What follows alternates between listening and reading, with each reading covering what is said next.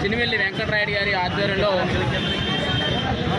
సిఎస్సిలో జరిగినటువంటి అవినీతికి వ్యతిరేకంగా రిలే నిరాహార దీక్ష 3వ రోజుకి చేరడం జరిగింది. ప్రధానంగా డిఎస్సిలో అవకతవకలు జరగడానికి గల కారణం, ఈరోజు నిరాహార దీక్ష కూర్చోవడానికి గల ప్రధాన కారణం ఏంటంటే ఆంధ్రప్రదేశ్ రాష్ట్రంలో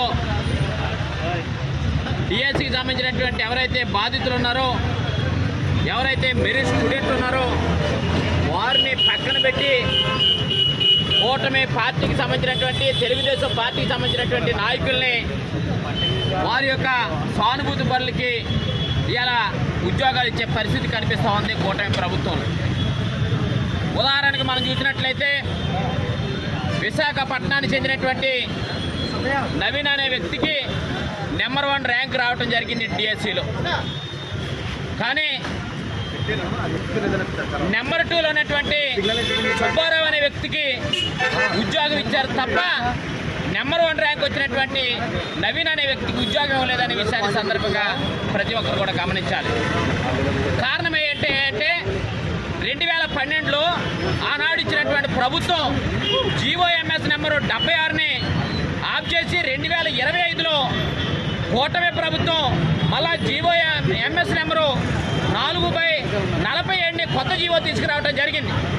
ఏంటంటే 2012లో ఇచ్చినటువంటి జీవో ప్రకారంగా 2% మాత్రమే స్పోర్ట్స్ కోటాలో ఇవ్వాల్సినటువంటి ఉద్యోగాలు ఇవ్వాల్సినటువంటి పరిస్థితి.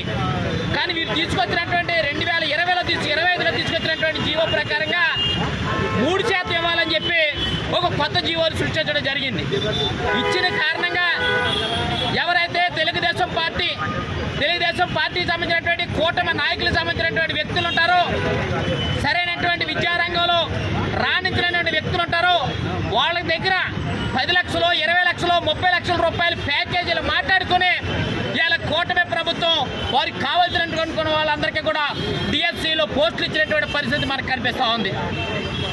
తర్వాత మళ్ళా 2026లో కొత్త జీవోని తీసుకొచ్చి ఈ జీవో ప్రకారంగా మొత్తం అందరూ కూడా మళ్ళా ఉద్యోగ రంగానికి అప్లై చేసుకోమని చెప్పి ఒక దుర్మార్గమైనటువంటి సంస్కృతి ఆంధ్రప్రదేశ్ రాష్ట్రంలో జరుగుతుందనే విషయాన్ని వైఎస్ఆర్ కాంగ్రెస్ పార్టీ అధినేత జగన్మోహన్ రెడ్డి గారు గమనించి ప్రజల పక్షాన డిఎస్సిలో జరుగుతున్నటువంటి అవినీతికి వ్యతిరేకంగా మనం నిలబడాలన్న ఉద్దేశంతో ఇలా రాష్ట్ర వ్యాప్తంగా రిలే నిరాహార దీక్షలు పిలుపునివ్వడం జరిగింది. అందులో భాగంగా భీమవరంలో అధిక సంఖ్యలో ఉన్నటువంటి ప్రతి ఒక్కరూ కూడా కార్యక్రమానికి వచ్చి కార్యక్రమాన్ని విజయవంతం